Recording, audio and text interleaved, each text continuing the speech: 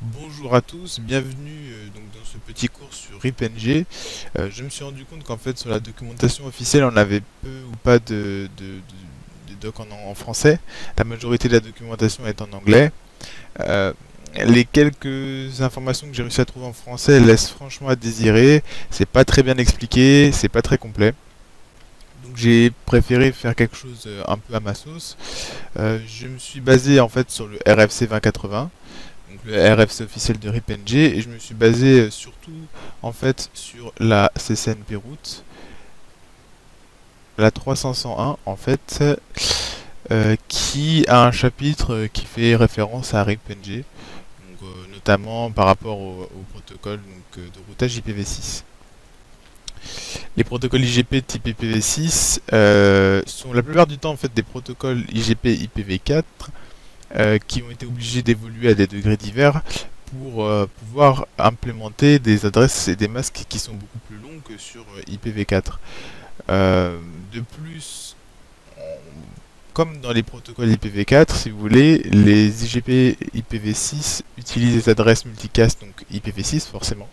Par exemple, pour IPNG, l'adresse IPv4 c'était celle-là, et l'adresse IPv6, donc c'est celle-ci, que je dise pas de bêtises, voilà.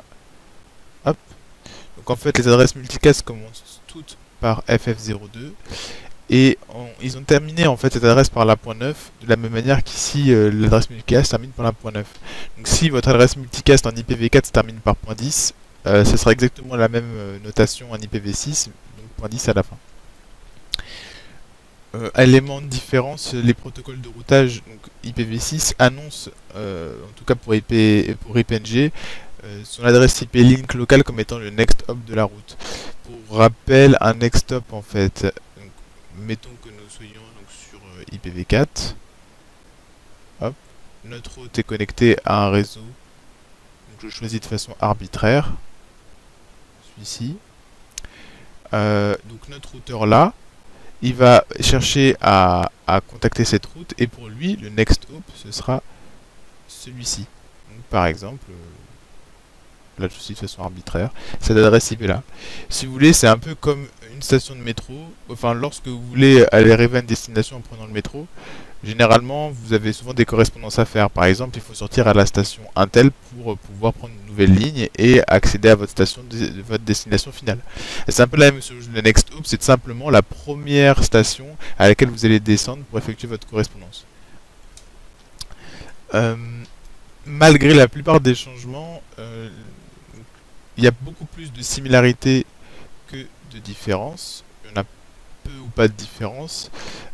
Par exemple, RipNG qui est basé sur RIP V2, c'est toujours un protocole de type vecteur distance, toujours une métrique qui correspond au nombre de sauts, etc. etc. Donc, ça, on va le voir un peu plus en détail plus tard. Un petit récap des RFC propres au protocole. Donc, RipNG, c'est le 2080. C'est toujours pas mal pour briller en société parmi vos geeks, amis, tout ce que vous voulez. Vous dites, ah oui, RipNG, bah, c'est dans le protocole, dans le RFC 2080. Voilà, personne ne s'en souvient jamais, ça peut toujours être pas mal pour réussir un entretien. OSPF V3, ça correspond à la version IPv6 de OSPF. EIGRP, c'est propriétaire Cisco, donc on n'a pas de RFC qui correspond. Et BGP4, on le verra dans une autre vidéo plus tard. Pour l'histoire, si vous voulez, le protocole RIP, il commence son histoire vers les années 70. C'est, si vous voulez, le premier protocole de routage dynamique. Donc c'est pour ça qu'il est un peu sommaire, notamment dans sa manière de déterminer le coût d'une route. Mais il a pour particularité d'être né donc, dans les années 70. Dans les années 90, on a sorti une version 2. Et encore une fois, dans le milieu des années 90, on a voulu faire évoluer ce protocole pour pouvoir implémenter IPv6.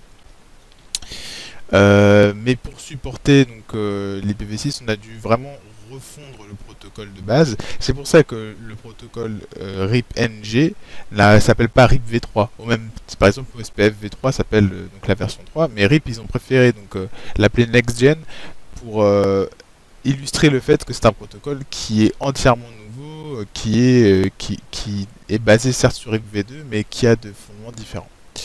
Pour la petite anecdote, en fait, les gars qui ont développé RIPNG, c'est des geeks de Star Trek, et il y a un épisode de Star Trek qui s'appelle Star Trek The Next Generation, et c'est pour ça qu'ils ont appelé RIP comme ça. C'est pas une blague, c'est vrai. Hein. Les petites différences et les similarités qu'on va avoir au niveau des RIP, donc, je vais pas tout vous lister. Les choses les plus importantes d'après moi, ce sont le fait que les deux protocoles, donc RIPv2 et RIPNG, utilisent UDP.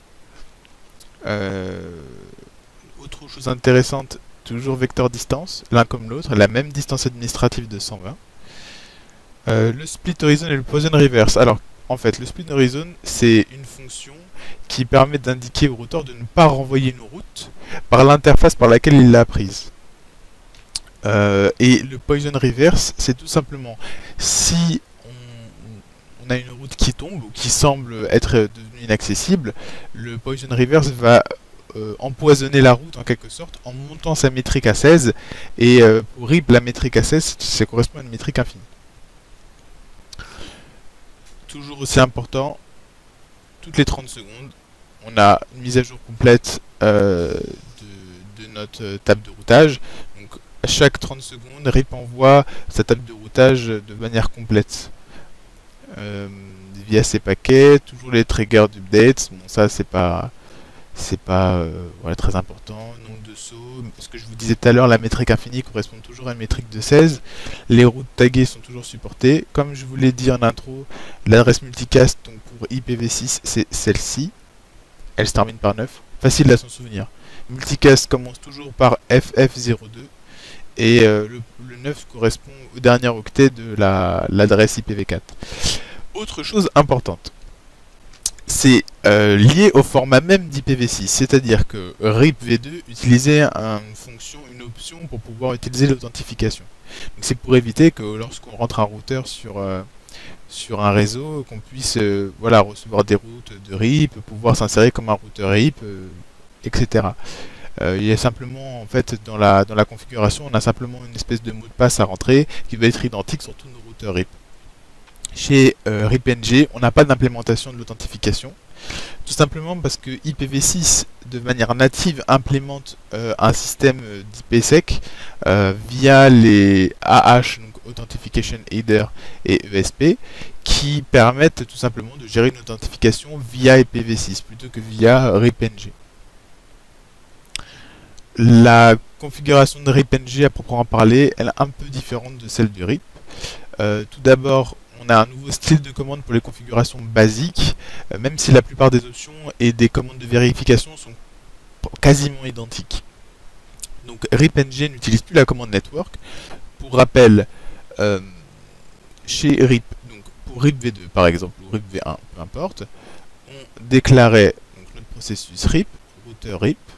À partir de là, on rentrait les routes qui étaient directement connectées. Je vais mettre n'importe quelle route, hein, peu importe. On n'a pas on va dire que c'est RIPv1, on n'a pas de gestion du masque. On déclarait donc l'ensemble des routes qui sont directement connectées, par exemple. Et on devait faire ça sur chaque routeur. Pour IPNG, on utilise la commande donc dans l'interface. On rentre dans notre interface qui est connectée à la route qu'on souhaite communiquer aux autres routeurs. Et on rentre IPv6 RIP name enable. Le name, ça correspond tout simplement au nom du processus RIP.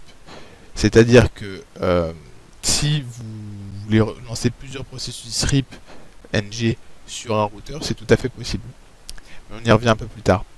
IPv6 ne permet pas l'utilisation d'une route par défaut. On a l'utilisation de multiprocessus RIPNG sur un seul et même routeur, chose qui n'était pas possible avec RIPv2. Cette fois-ci, on rentre dans le vif du sujet, la configuration à proprement parler.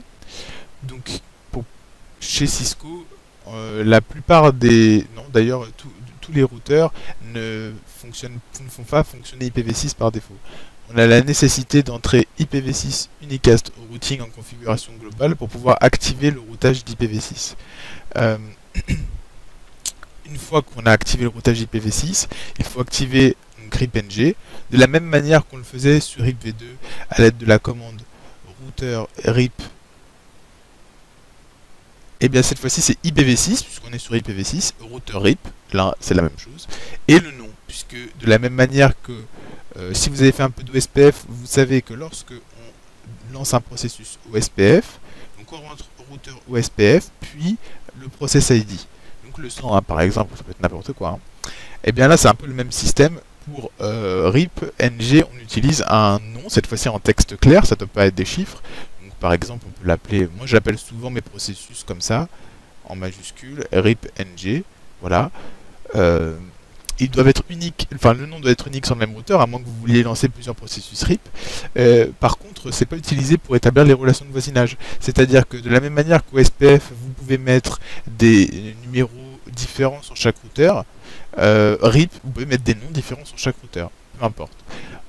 Par contre, faites gaffe, EIGRP, ça fonctionne pas pareil, puisque le numéro que vous écrivez lorsque vous faites routeur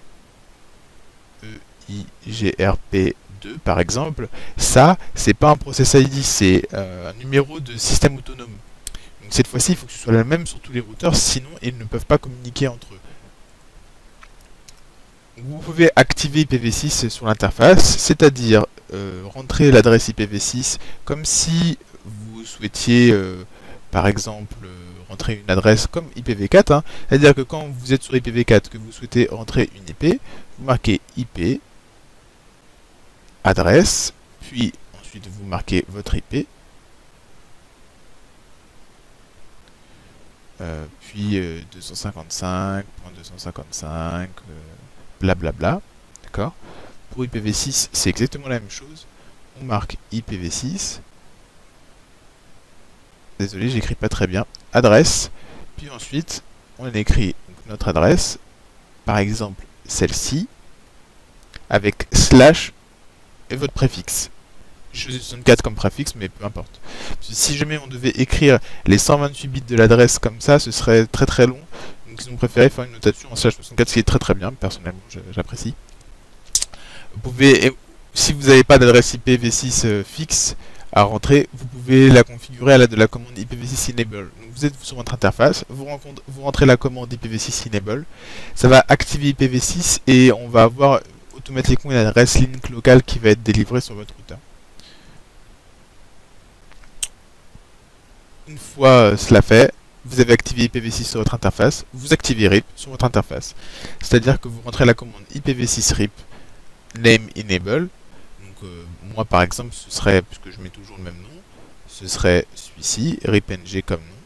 Donc IPv6 ripng enable. Bien sûr, il faut que le nom soit identique à celui de l'étape 2, l'étape 1 que nous avons, non l'étape 2 c'est ça, l'étape 2 que nous avons vu lorsqu'on a activé le processus RIP. Petite remarque qui a son importance, l'étape 2 elle est reliée à l'étape 1.